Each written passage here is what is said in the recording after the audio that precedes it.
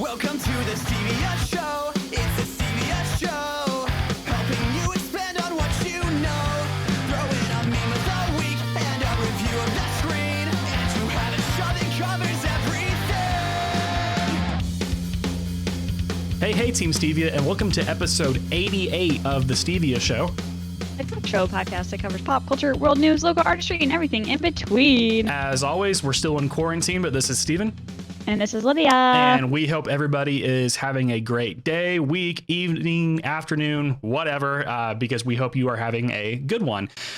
So we hope you all enjoyed our previous episode where we talked about all the things, of course, remembering Grant Imahara and former Representative John Lewis, who both unfortunately passed away. We have another sad death today, too. 2020 has just not been a good year, if we're being... It's really just kicked us in the ass, Steven. That is the most, I wasn't expecting that. That is the best way to put it. It has really kicked us in the ass. It's in the ass, man. It's just not fun. I think that might just be the episode title. Like 2020 has kicked us in the ass. I think I love that. Yeah. Let's do it. Yeah. I saw this hilarious TikTok. Yes, I know. I'm on TikTok still. I need to delete the app. But anyways, I saw this hilarious TikTok and it was this guy and it was like New Year's. So he's like dancing New Year's and it's like 5, 4, 3, 2, 1. And then it goes round 2. Oh no. Yeah. Yeah. And like makes like the saddest face because it's like, no. Yeah.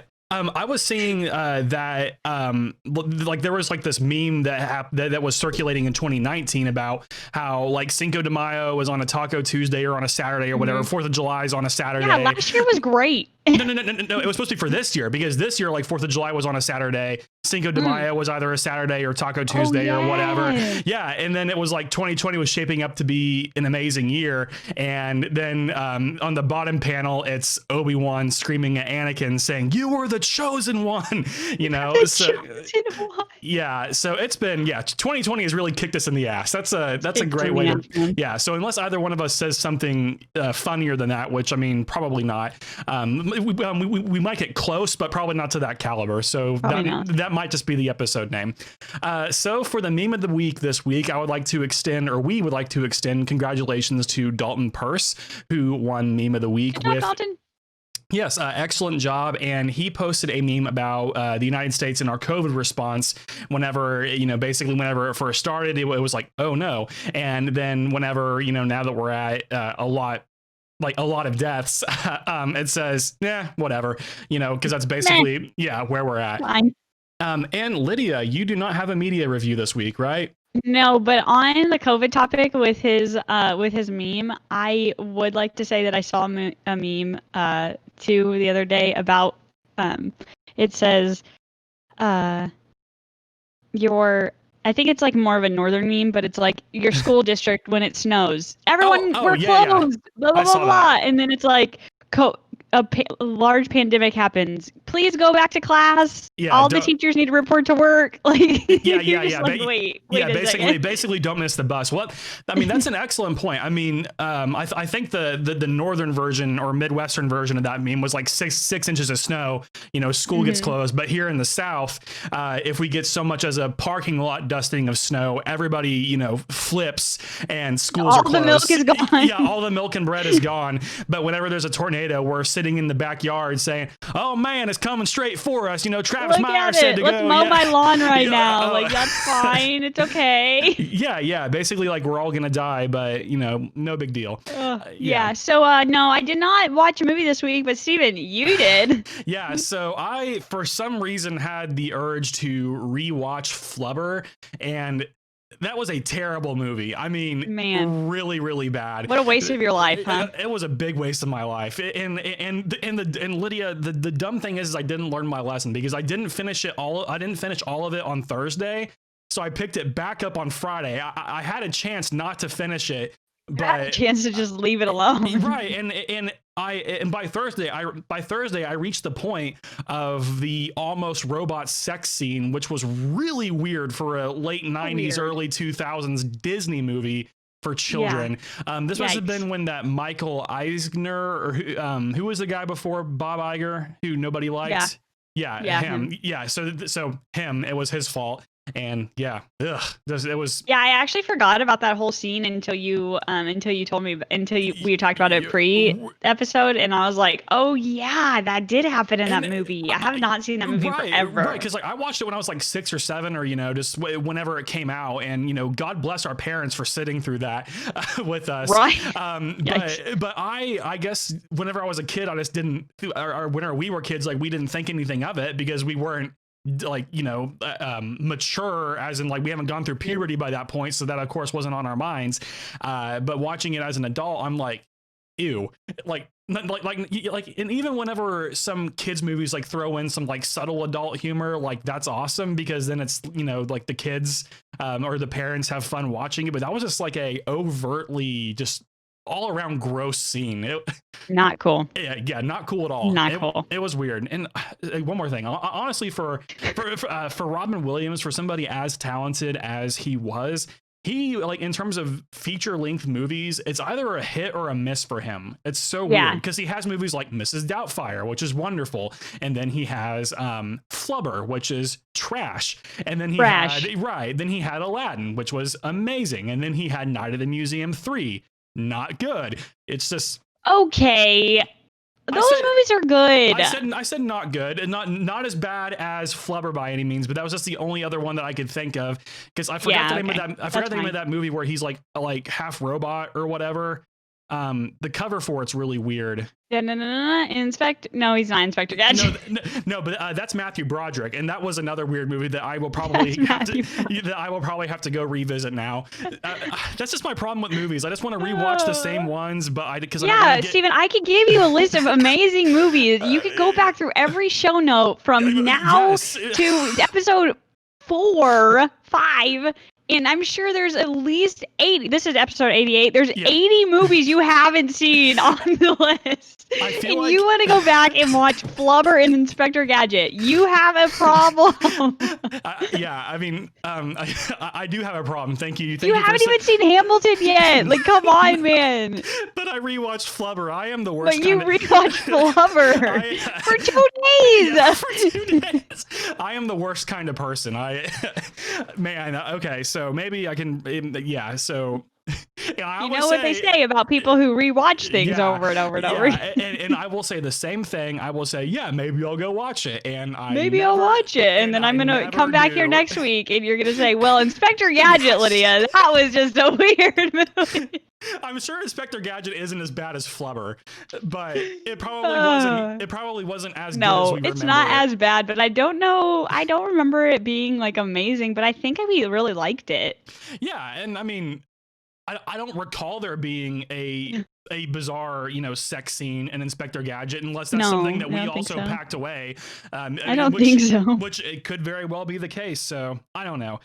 Anyway, so out of all that, me getting called out, your boy Elon Musk has done a lot of weird things lately, but what's the one that impacts us, Lydia? Well, he chose Austin for his new Tesla truck plant, and I would just openly like to say that I blame Kevin Stitt for this, because he met with Kevin Stitt and then 5 days later he chose Austin, Texas. So I'm going to say that Governor Stitt is the issue here, not Governor. But do you think that because of course Governor Stitt has COVID, he still has he probably didn't wear a mask if Elon met they him weren't wearing person. masks in those pictures. There was no masks. Oh my God. Okay, so both Elon and good old K-Stitt are both guilty of that. But I wonder what K-Stitt said to him, because I mean, I feel like Elon is he's so smart. And so, when you talk to a really smart person, you're just like, oh man, okay, so now I have to try to figure out how I can like be friends with this person without them like thinking I'm an idiot. Right. But see, Kevin Stitt is not very smart. Right. He makes some okay decisions, but I just feel like he's not like the greatest guy. So like in the smart category. Right. So, I feel like he probably said something really stupid to Elon, and Elon's like, no, I don't want to put my Tesla truck plant here because these guys are idiots. Yeah. And the weird thing is like, I mean, of course I'm biased to Tulsa, but Tulsa should have been the easy decision because I guarantee Yeah, I mean, you, we have the Amazon factory that's about to hire so many people. We've got all these great new jobs available. Like and we have so many people here. and we're also Hello? and we're also an energy city. Like our Right. economy is literally based on energy, and also just the cost of land and stuff like that, and the tax breaks. I guarantee you would have been better than whatever Austin was offering. Yeah. But whatever. So another thing about the was it Texas or Governor Stitt? Oh, Governor Stitt. Yes. The fact that we say that he makes some okay decisions, which he has. I mean, we'll of course give K-Stitt credit when it's due, just like we're actually about to give Trump credit where it's due. But the fact that he just making some good decisions makes him a exponentially better governor than Mary Fallon was. I think that just speaks to our low standard for governors that we've had during for the majority of our lives. I mean, Kevin Stitt. Maybe you should run for governor. Oh no.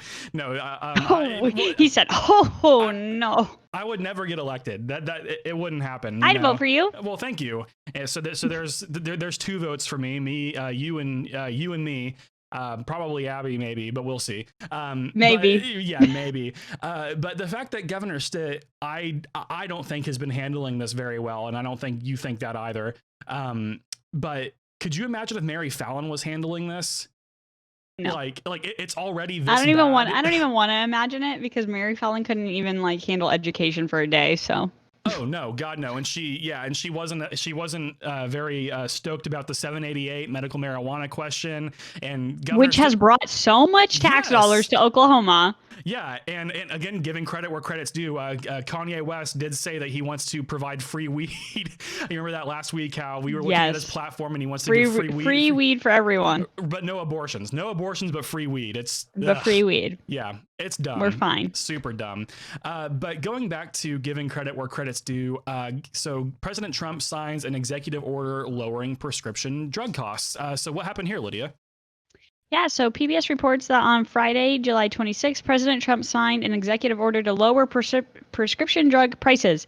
Unable to land a deal with Congress, Trump moved on his own. Yes, and normally when we say that, it's not good. Typically, it's like not the greatest, but this is fantastic. Do you want to continue, Stephen? Sure. So PBS writes that one of the most impactful pieces of the executive order would, quote, use the lowest price among other economically advanced countries to set what Medicare pays for certain drugs administered in a doctor's office, including many cancer medications. This would apply to the most expensive medications covered by Medicare's Part B, which pays for outpatient care.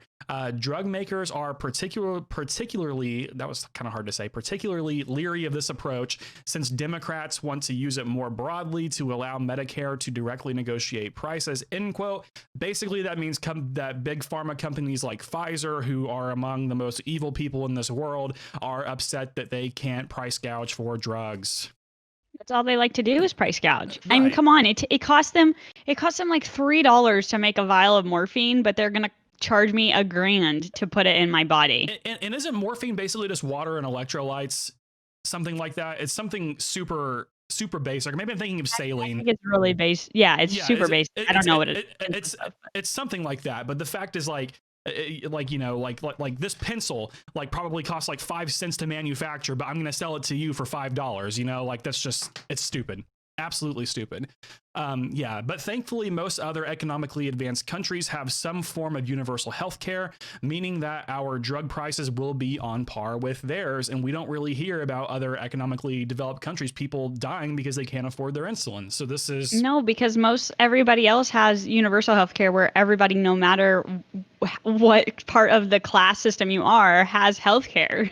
Right. It's not just, I'm as American as everybody else, but, I'm going to go die for the economy. That's just my American duty to do so. And then whenever, I get sent back to work and get sick or hypothetically whatever, and I go broke because I can't afford my medication. But Right. Exactly. It's for the economy, Lydia. It's an endless cycle, and it's just really sad. That's how a lot of people go into debt, is their medical bills. Exactly, but thankfully President Trump has done this. I think Republicans were against it because a lot of them are in big pharma's pockets, and Democrats were against it because it doesn't go far enough. Which, I mean, that understandable, but I am glad that he at least did something about it. So yeah, I agree. Thumbs up. Thumbs up. Thumbs up. So in sports, Steven's super excited about this. We talked about this kind of a long time ago. Yeah, we did. Yeah, but now we get to talk about it again because finally COVID has, people think COVID's gone away. So then now people are doing reveals again. So Steven, kick it off. I will. So we talked about this whenever we had Daylin on the show. That was way back in late December 2018, because that was our end of the year episode for 2018. Hard to believe we've been doing this for that long. But anyway, crazy. But anyway, we talked about how the Seattle National Hockey League team got confirmed, and now they are tied with the NFL for the most number of franchises, and they released their team name, and it is called the Seattle Krakens, or the Seattle Kraken, excuse me. It's just it's singular, one Kraken. One Kraken. One Kraken. So that is awesome, and I think the name, the logo, and the sweater, I think it all looks amazing, really. I mean, they look really good. They look really cool. I mean, I was skeptical that it was going to be like this weird, like cartoonish monster, but it's an S that has a tentacle in it. And then a glowing red eye. And then the cool thing is, on the sweaters, on their patch, they have an anchor for the port, but the top part of the anchor is the Space Needle, which is that's cool. Super cool. So I am all about the design. The color scheme's amazing. Really cool. Really, really cool. So so like we said, the reveal was supposed to be in March, but then COVID happened and, we shut down. I think they were like, well, we'll just wait. Maybe that gave them more time to make this cool logo. Yeah. Because maybe if they would have done it in March, it would have been a cartoon Kraken and we would have been like, what the heck? So it might have been. It might have been meant to be for them, Like, I don't know why I just thought of this example, but I was literally so scared that it was going to be like a Count Chocula or Boo Berry type figure, like a cereal box mascot. Like, I don't know why I was so afraid of it being like this weird cartoon, like almost like a Mario enemy. Yeah. But again, it looks super good, super good. And also good news for me and also the sports world. Hockey returns on Saturday, August 1st. This is what will begin the play-in series featuring bubble playoff teams from the season being paused. We'll kick it off. So this is not technically the Stanley Cup playoffs. This is essentially one big round robin wildcard round to give the bubble teams a chance to get into the playoffs alongside the division leaders. So they're kind of doing it like the NFL kind of does, where the division leaders get buys, but just a more expanded version of that. So this should be exciting. Cool. Yeah, it'll be fun. I'm excited. Yeah, same here. And then good old Joe Biden, his VP clock is running out. So what's going on here, Lydia? The Hill reports on July 25th that a Biden confidant is stating that Harris is the favorite in the VP selection process, also stating that he has it narrowed down to Harris, Susan Rice, and Karen Bass. Yes. So again, we have been saying this since March or April, ever since Bernie conceded, ever since one, Bernie conceded, and two, he said he was going to pick a woman.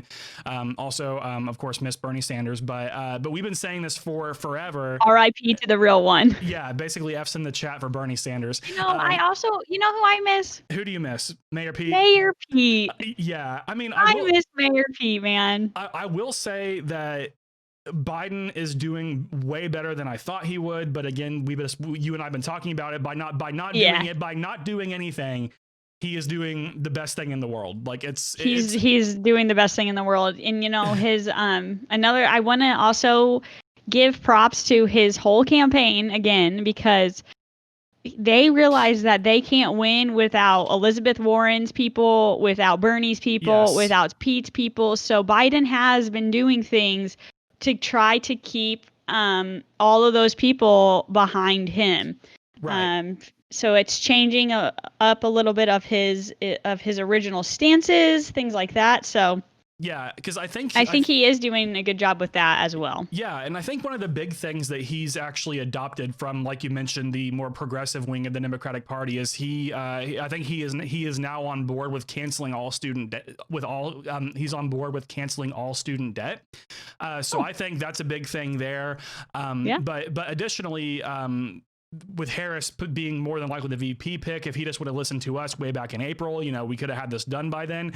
Literally. And that was our guess. We were like, it's going to be Kamala. Like, Kamala is your smartest choice. Right, 100%. I mean, Susan Rice and Karen, they're both very qualified women, but Kamala already has the face, the superstar face to everything because she was a campaign contender. She was a presidential contender she was in the race for at least a year-ish or more. Yeah, she dropped out right before the Iowa caucuses. Yeah, right before February. And she had been campaigning all of 2019, and her signs are still all over Iowa. I just went the other day, and they're still she still has big billboards and stuff. Are you serious? So, oh yeah. Oh, weird. So it's yeah. I mean, I guess if nobody pays for the billboard, then you just keep the billboard up. I don't really know how billboards work, but maybe.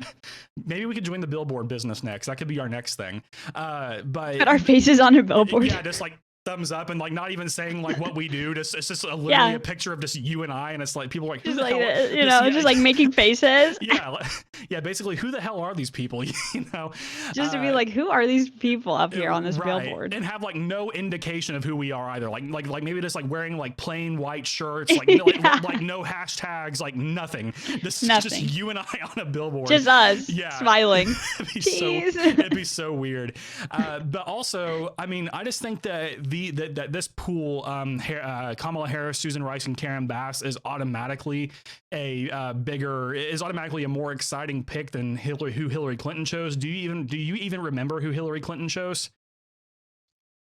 It was a white man. It was a white man. Yes. Okay. And that's about where it stops. Oh no, he spoke. That's about all. Yeah.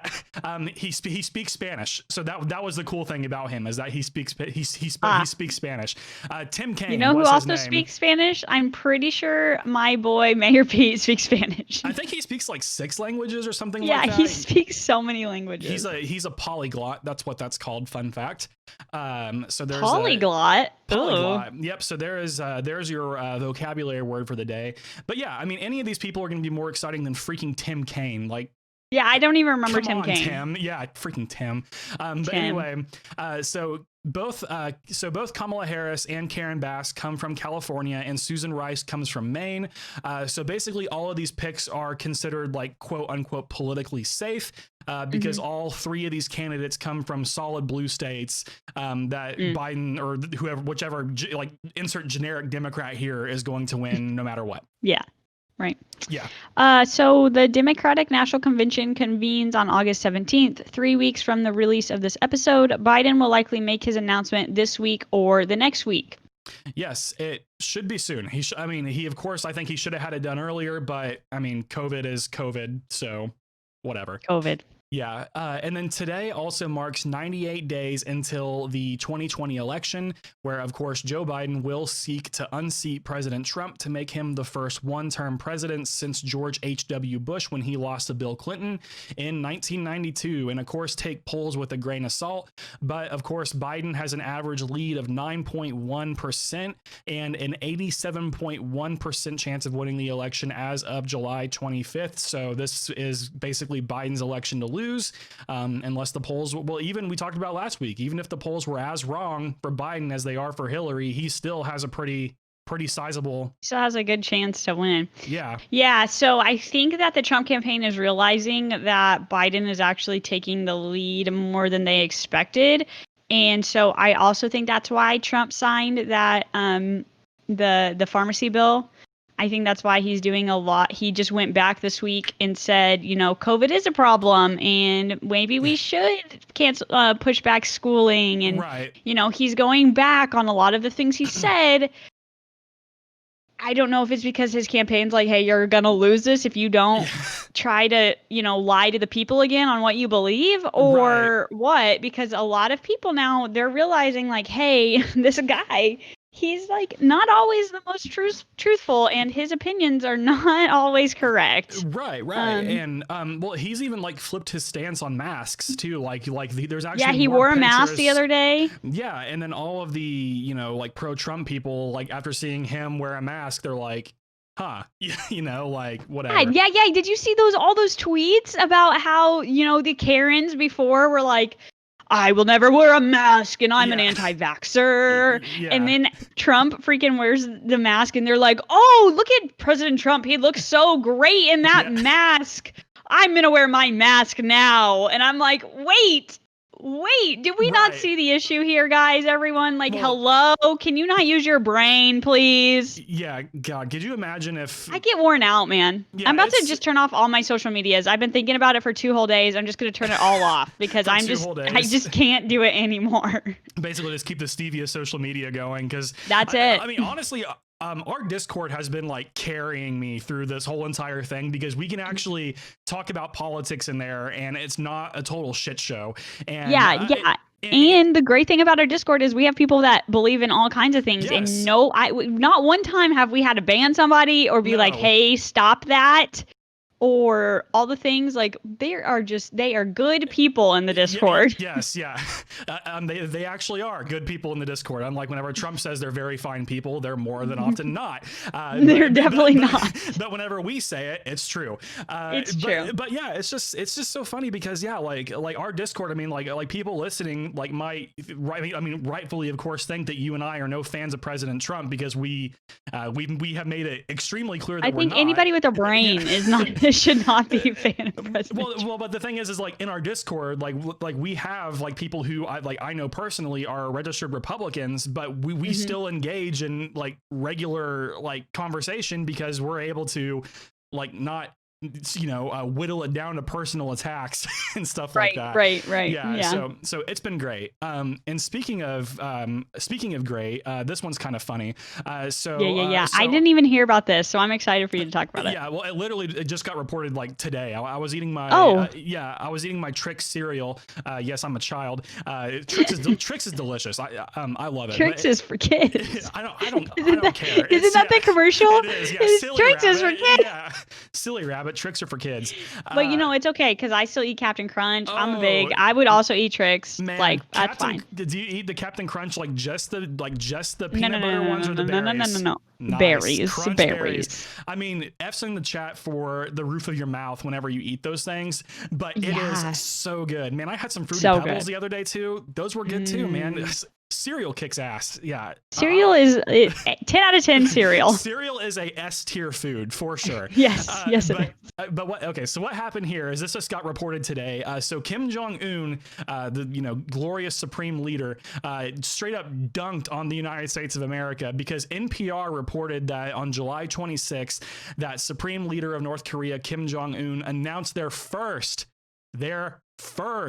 suspected case of COVID-19. So say what you want about, totalitarianism and whatnot, but the fact that this pandemic has been a pandemic since February or March, and COVID's been a thing since December. Technically, it's been a thing since January in China, but if you talk about America, I'm pretty sure it was March, the first week of March. Yeah, right. Is when we had our first. So that's been almost 5 months North Korea went without one case of COVID, and basically it's just because nobody's allowed in or out, I think. Well, of course, right. I mean, so somebody, I don't know how they would have gotten it unless somebody from China. Yes. Or I think China's. I'm trying to think of another country that he would even allow anybody to come to his country. So China, so North Korea is bordered by, of course, South Korea to the south, and then Russia to the north, and then they are actually bordered by China to the west. To the west, right? To the west. So I think whenever I read the article, what happened was that somebody went near the demilitarized zone. So that the border where you see the the army officers that have this really weird amount of tension between them and stuff like that. But of course, they don't fight each other. So basically, that's where they're suspecting that it happened. But the fact that the fact that North Korea is bordered by China and this is their first case, hats off to you, Kim Jong-un. And Kim. Yeah, and I mean, I would say that would have put me on a watch list. But if anybody follows my personal Instagram and Twitter, I'm probably already on one. True. So basically, then what happened is, again, in a stunning show of leadership that I wish President Trump would have done. I can't believe I'm, praising Kim Jong-un, but he promptly declared a state of emergency over one case. He declared he called it a state of emergency and called it a, quote, critical situation in which the vicious virus, very poetic, the vicious virus could be said to have entered the country. So basically, Kim Jong-un is handling things with COVID and just dunking on the United States. He's basically doing way better than almost every country did when every other country got COVID, and definitely way 5 times million to the suns better than what the United States has done. Clearly, because we're still open and not even close to a state of emergency. Right. So there's that. Excited for Kim. Glad he's still alive. Hey Kim, what's up? I mean, I don't know if we're excited that he's still alive. Remember when we were like, "Oh, he died in April"? Everybody thought he was dead. That's what I was talking about. Yeah, but then all of those, all of these like centrist people, like the people who typically comment on the NPR comment section, they were literally so excited that Kim Jong-un's like successor would have been his sister, Kim Yo-sun, I think, and it's like, who cares if she's a woman? She is still a evil totalitarian dictator. Like she would still be. But she's better. She's better than him. She hasn't killed anybody. Well, that we know of, but I mean, of course. So that's why. Well, yeah. But also, I'd like to say that Kim Jong-un probably already killed the person who has COVID in his country, so so it wouldn't spread. Right. But at least he was like, "Hey guys, we're gonna lock it down even further." Even further, yeah. So nobody else can get the COVID. You got to just stay in your house. You can't go outside now. You just literally, if you stay in your house, if you walk outside, I will shoot you. Is basically probably what he said. Right. Obviously, we don't know that because A, we don't speak Korean, and B, we don't get that kind of news. No. But I have a feeling that is probably what happened. Yeah. I mean, of course, before any random person listening to this gets this wrong, I would much rather live in the United States and have clearly. For people who don't know us and our sense of humor, they'll be tweeting at us. If people don't know that that I'm joking, please tweet at me. Yeah, I'll explain. I'll explain to you. Tweet at us and we will fight. My humor. Yeah. So I'll meet you in the parking lot. Yeah, by the monkey bars. Wear a mask. Wear a mask. Yeah. No mask, no fight. Okay. No mask, no fight. Exactly. And then any weapon is illegal too. So. Yeah. Cool. All right. So sad news. Yes. Sad news. This actually was reported yesterday. So the 24th, the 25th. The 24th. I don't even know what day it is. So our sad death this week is Regis Philbin. He's the world record holder for the longest hours on TV. He's passed away this weekend at the age of 88. And if you don't know him, he used to have his own talk show in the morning at 9 a.m. It came on right after Good Morning America. It was live with Regis, and then it was live with Regis and Kelly, and now it's live with Kelly and... It used to be Kelly and Michael. I thought it was But Hoda now Kotb. it's Kelly and... I thought it was Hoda Kotb, I think is who it is. No. I thought it was. No. I'll look it up really quick. 1 second. But yeah, so Regis Philbin, he's done like some extras in movies. He's done, but mainly he had his own talk show for a very long time. Live with Kelly and Ryan Seacrest. Yeah. Oh, I was thinking of Kelly Ripa. So whenever you said Kelly, and then Hoda Kotb. Kelly Ripa. This is Kelly Ripa. Well, right, but I'm trying to remember who Hoda Kotb is. She's something. Hang on. Okay. She was on NBC's Today. And that's how I got them mixed up, because for some reason Ripa and Kotb sounds familiar. No way. Here's a tidbit for you. Hoda Kotb was born in Norman, Oklahoma. There we go. Cool. Yeah. Anyway, so sad news for Regis Philbin, and then he also, of course, hosted Who Wants to Be a Millionaire. Yes. So just sad news all around, and of course our thoughts are with the Philbin family. But it is good that he got to live to be 88. That's a pretty old age, and he's of course had a very accomplished career. So yeah, we will. So Steven. Yes. What's new with us? Yes, we do have news with us. So we do have a new merch announcement. We are very stoked about this. So this has been by far our most requested merch item, and we finally have for sure. we finally had the chance to do them. So if you're ready for the big reveal, I'm gonna do like the Krabby Patty bum, but bum bum bum bum bum. Yeah. And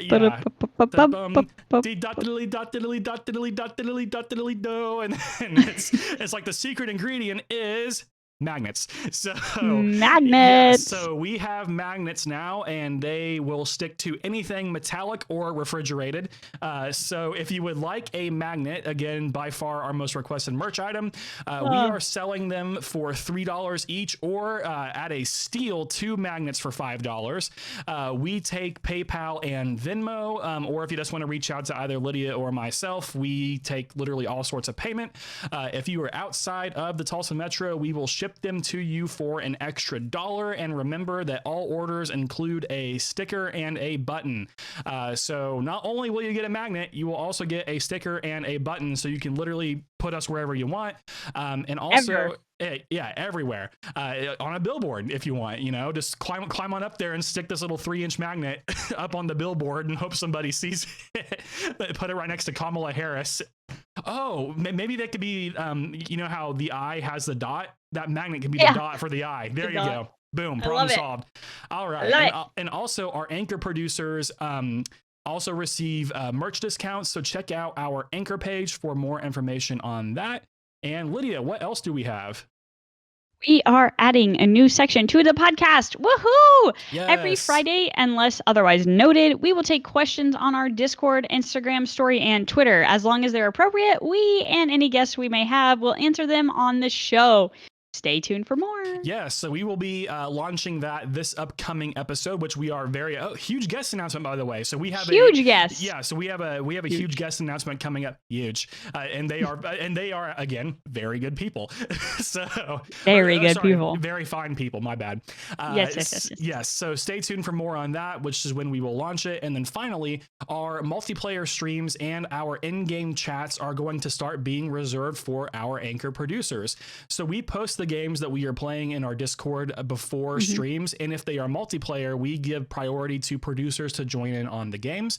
And as always, our weekly streams and the stream chat will always be free. But if you want to play games whenever we do multiplayer, or at least have a guaranteed spot in the rotation, as little as 99 cents a month, you can come hang out and either get destroyed by Lydia and Tarkov, or you can be on a really bad Rocket League team with me but have fun conversations. So yeah, I don't know. Tarkov's probably not going to be a multiplayer game for me. Oh, gotcha. I don't know if I can play that. I mean, I could probably play I don't know. I've only played that one match with you with a multiplayer. And it glitched, remember? Because I couldn't escape. And it glitched. Yeah.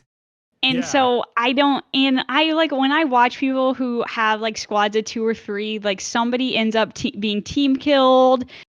It's just a really different gameplay when you do that. So I'm going to stick to Tarkov being single player, but I will try to rotate in Call of Duty or something like that to play games with, because Tarkov would be too much. Cool. Right on. Well, unless you have anything else to add, I think that does it for our main section of the episode.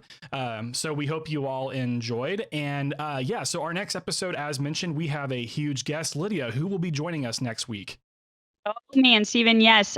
We have the band Outline and Color joining us next week. So make sure to hit that notification button so you know when we go live with our episode next Monday. Yes, absolutely. And Outline and Color just released their new album called Imposter Syndrome. It is very good.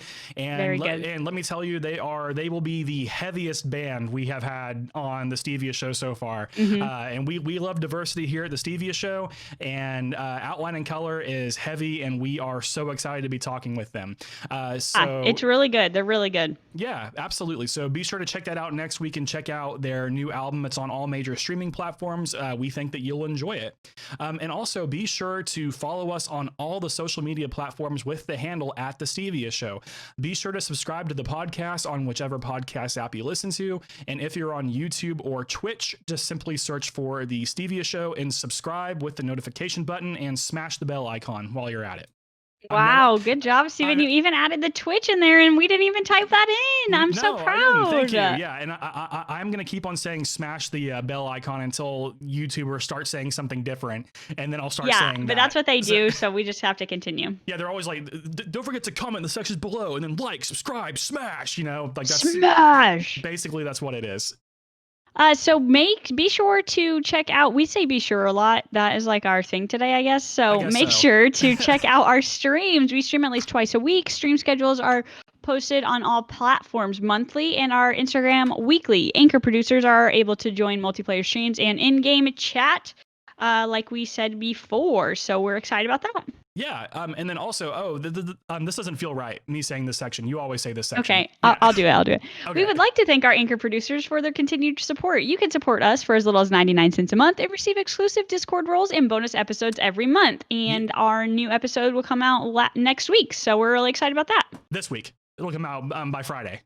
Oh, I guess they're listening to this on Monday, so yes, this week. Yes, this week. Yeah, this week by Friday, because Saturday is August. And again, it is going to be about QAnon, which is the weirdest conspiracy of all time. I think, Lydia, you're going to really enjoy it because it's... Yeah, I'm excited. And you're a conspiracy person, but this one is just so out there.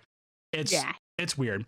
And also, we do have merchandise available through our links in our bio, as well as our show notes. So when you visit us online, check out our link tree and click on merch. We ship nationwide as well. So if you live in Oklahoma, or if you live in Iowa, or if you live in New York, the home state of Regis Philbin, Maine, the home state of Susan Rice, or California, the home states of Karen Bass and Kamala Harris, we will ship to you. So be sure to check that out. Yeah, I'm honestly surprised that I can remember all the... North Korea. They probably won't let us ship anything to North Korea.